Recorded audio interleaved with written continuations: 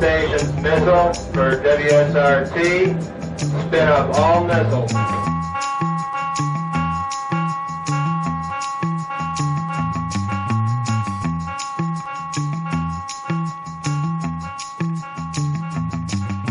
This is Plausibly Live, the official podcast of the Dave Bowman Show. This is the part of the show where I'm supposed to say, Happy New Year! Welcome to 2023.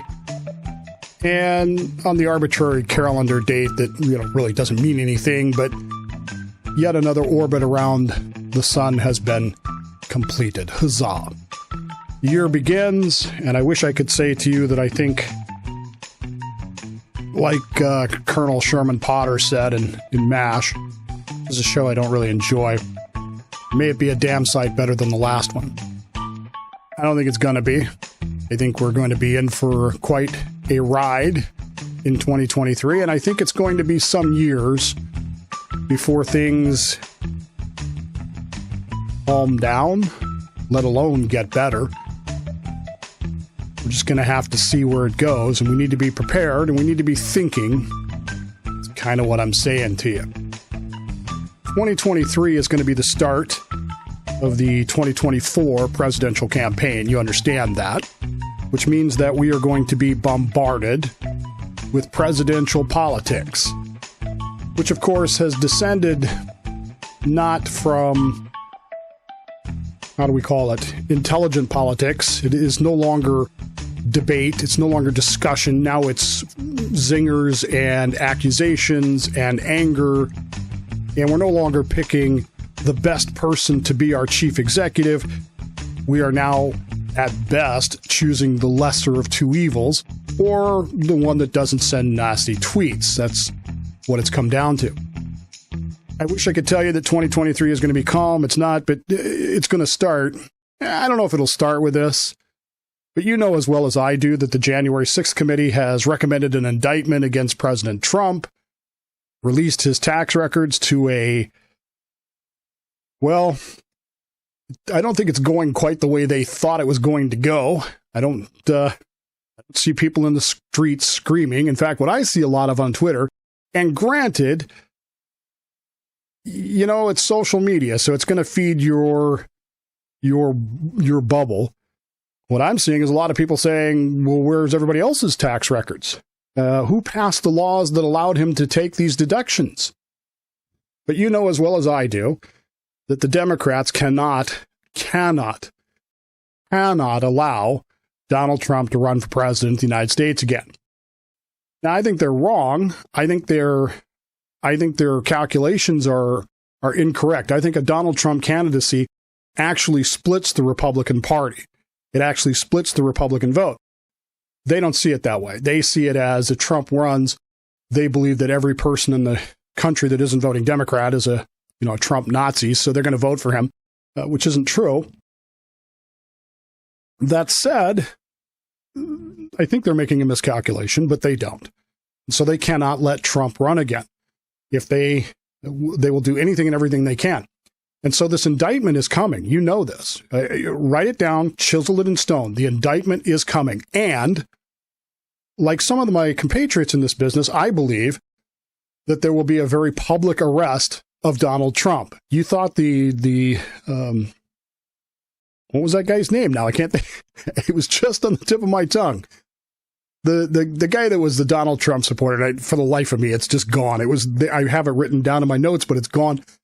If you think that arrest at 4 o'clock in the morning with CNN and everybody else there was a media show, you ain't seen nothing yet. This will be the media-gasm of media-gasms. There will be nothing. This will be wall-to-wall at least 48 hours. Nothing but the Donald Trump arrest. Pictures of him in handcuffs being frog-walked into some building somewhere. You know it's coming. I know it's coming. And it doesn't matter at that point. See, here's the thing. It doesn't matter if they have a case or not. You understand that? It matters not if a jury would find him guilty or not, which, who knows? I mean, now you're into other things, but put that aside for the moment.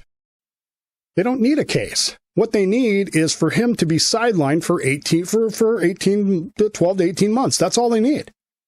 Get him out of the way and get his supporters either A, questioning whether or not they should be supporting him, or B, labeled. This is called playing the man, not the ball. So you start saying anybody who says anything good about Trump, anybody who says anything positive about Trump, anybody who says anything about how we're going to support Trump is going to be labeled Trumpist, fascist, whatever you want to put in there. That's what's going to happen. And you know it's coming as well as I do. They don't need a case. All they need to do is get him out of the way. Now, again, I personally believe that's a faulty strategy because Trump is more likely to split the Republican vote, thus ensuring the re-election of Joe Biden. And yes, I think he's running again.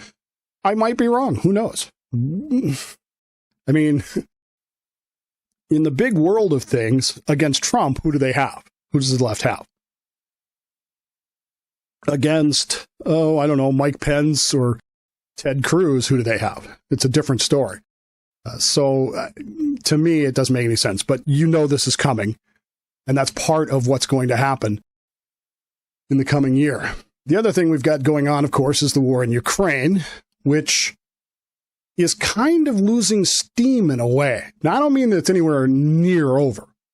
Last year, I told you that the Ukrainians, I started to say the Ukraine, and then I realized in my head screamed, no, it's not the Ukraine, it's just, doesn't matter. Last year, I told you that I believed that the Ukraine would lose this war. Now, I'm not backing away from that. I still believe that. I still believe Ukraine is going to lose this war.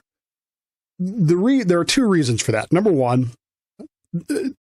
you have to understand that the neo-Soviets do not define victory the same way you or I do.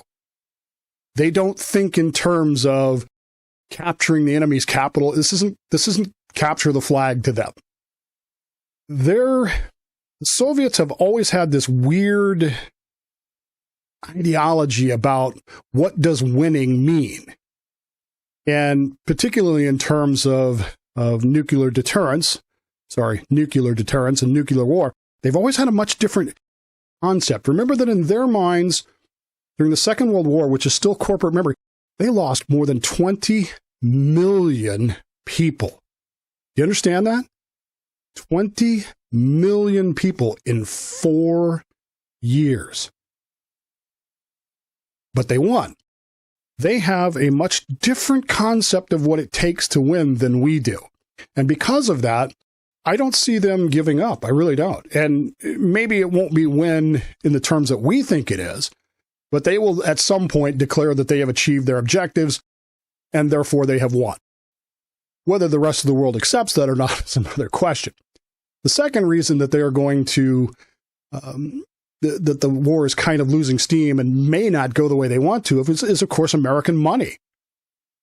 The only reason that Russia has had so much difficulty in this war in the first place is because of American money.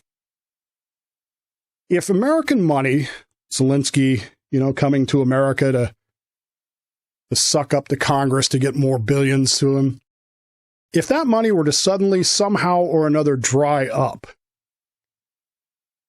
what happens then to Ukraine? Now, I know you're saying to me, but didn't Mitch McConnell declare that Ukraine is the #1 priority of the Republican Party? Yeah, he did. He said that. But what happens if that money dries up?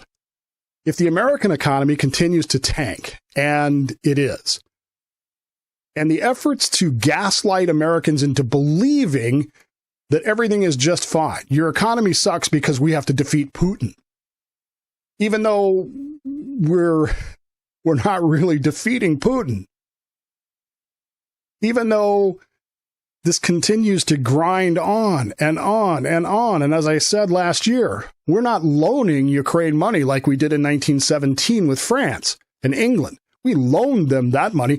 We had a strategic interest to enter the war to make sure they won so we could get our money back. We don't have that arrangement with Ukraine. We're just giving it to them. What happens if Americans start realizing they're being gaslit by both parties about this whole Ukraine situation, and Congress begins to pull back a little bit, saying, well, Americans are mad. Now, they could just start printing even more money. They could, stimulus checks for everybody and more money for Ukraine. They could do that, but sooner or later, there's no more golden goose. Sooner or later, economic realities catch up, and you're going to have to deal with that at that point. And that's part of the problem. Until we understand that there is no golden goose and that every single cent we send to Ukraine comes out of our own pockets, it's once Americans start realizing that, things might change. Congress has no qualms spending other people's money as long as the spending of that money gets them reelected. When it stops getting them reelected, then it becomes a problem. More concerning to me is the idea that our attention could be very easily diverted from Ukraine because, well, observers, whatever that means, many people that I follow for a lot of reasons are drawing a lot of parallels to today versus last year with regards to Taiwan and West Taiwan, otherwise known as the People's Republic of China, the Communist Chinese.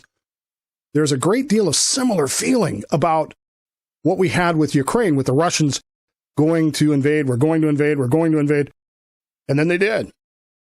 We have that same kind of mentality here that Taiwan is in grave danger from the Communist Chinese.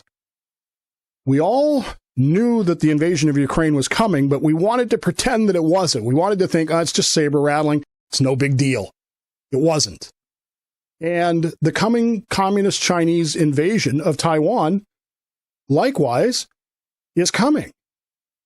It'll be sooner rather than later, I think, for the same reasons that the Democrats are going to indict and arrest Trump. They recognize the danger. They simply can't risk waiting until the situation might not be in their favor. The Democrats, feel the same way about Trump. We got to get rid of Trump. We got to get him out of the way, and we got to do it now. And this is the best way to do it. Even if he never sees a day in jail, is irrelevant. As long as your television is full of those pictures of him being arrested, it'll be fine. In Taiwan is the same thing to China. They're looking at this going, right now, there is grave weakness. There is questionable ability. America is spending so much money in Ukraine and sending forces other places that they're weak. Now, once that launches, here's the problem. Once Communist China, as I like to refer to it, West Taiwan, led by Winnie the Pooh, Mr. Xi himself, invade Taiwan or attack Taiwan, American forces will be engaged, and Americans will die. And when that happens, what happens to our interest in Ukraine at that point? Do we really want to spend a bunch of money on Ukraine when we need those weapons, when we need those men, when we need those we need that equipment to defend Taiwan? Will Ukraine then be a secondary issue and perhaps not quite as supplied? It's an intriguing thing. Look, there are strategic reasons why I think China invading Taiwan is a suicidal move. I'm not going to argue that. I think it's a bad idea. But just because I think it's a bad idea doesn't mean that they won't do it, and it doesn't mean that they think that. Okay? That's the thing, is just because I think it is doesn't mean they think it is. If they believe that they can pull it off, if they believe that they can get away with it and succeed in invading Taiwan, they will. It's a simple, calculated risk. Once they believe they can't lose, they will launch everything they have, whether they're really ready or not. It may work. It may not. But how many American lives will it cost to defend the nation of Taiwan from communist China? We better be asking ourselves right now, is it worth it? The answer is, I don't know.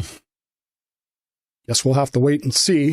And we'll see what happens with Ukraine when that happens. There are those things involved. Last thing I want to talk about on this first day of the new year, the first show day of the new year. Yesterday was obviously Sunday.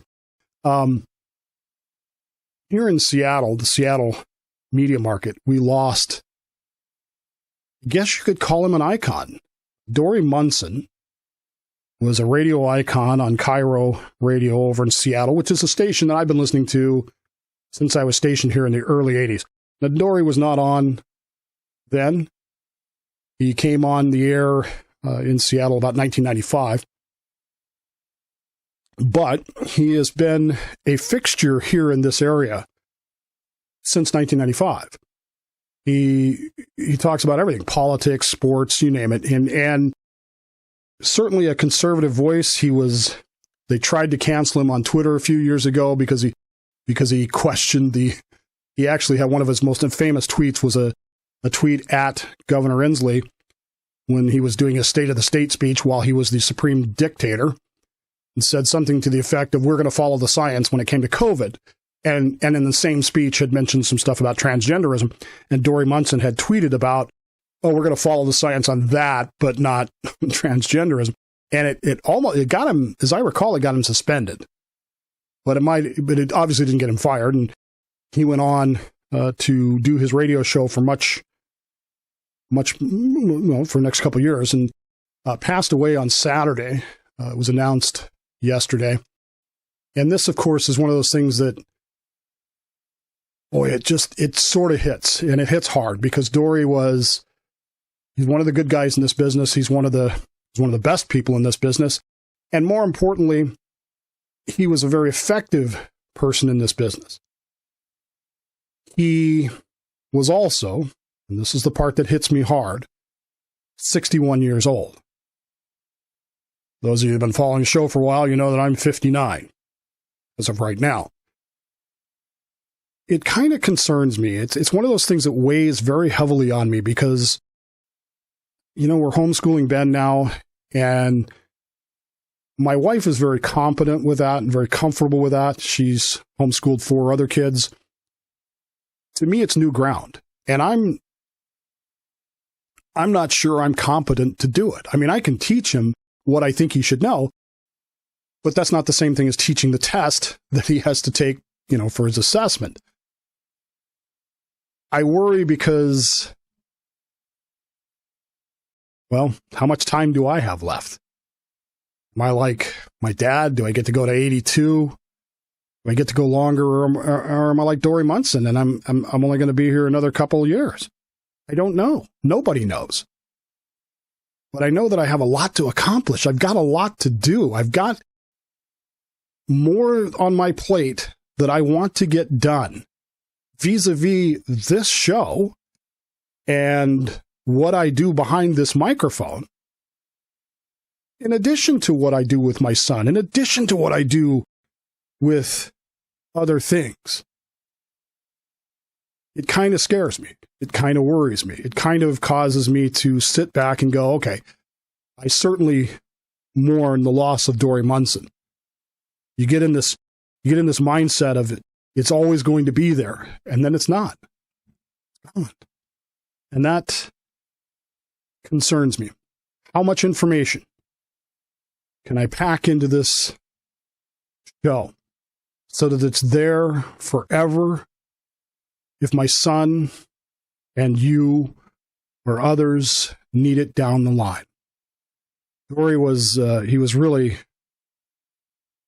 good. I got to meet him once, just very briefly. We didn't spend much time talking, but he was well beloved in this business, and certainly we are going to miss him going forward. I don't know what they'll do to replace him. I have no idea. At this point, you look at it and go, eventually they managed to replace Rush. So I guess, Neil Bortz used to tell that story about how he got his job when the previous guy died. And, I get it. Things go on and things move on. But if it doesn't cause you to sit back and think at least for a minute or two, not sure that you're doing it right. Happy New Year. We have a lot to do in 2023. We got to get back on course on the Federalist, the anti-Federalist papers. We have other stuff going on, of course, with Bill Mick, with Dave Does History, and the other shows that I'm involved with as well. I got a nice email about that over the holiday break. Thank you for that. And at the end of it all, I hope that I can achieve what I set out to achieve. I've started to sit down and write down exactly what it is that I want to accomplish, because sometimes even I'm scatterbrained. One of the things that I'm doing is building a database of shows. I've been doing this since 2007. I have no record of the shows other than what's on the website. I need to fix that. But those are the kinds of things that I look at the passing of Dory Munson and I think, do I have time? Is it even worth it? Is it necessary? Is it needed? Is it important? Those are things that I guess I have to decide. Anyway, welcome aboard for 2023. Happy New Year. I hope that I'm wrong about everything. I say this every time I make predictions. I hope that I'm wrong. I hope that on December 31st, I'm getting email after email saying, Dave, back in January, you were completely wrong. Yes, I was. And God bless me for it. I don't think I am, but hopefully we can make it to the end of this and see what's going on. Happy New Year, everybody, and we will see you tomorrow for Dave Does History.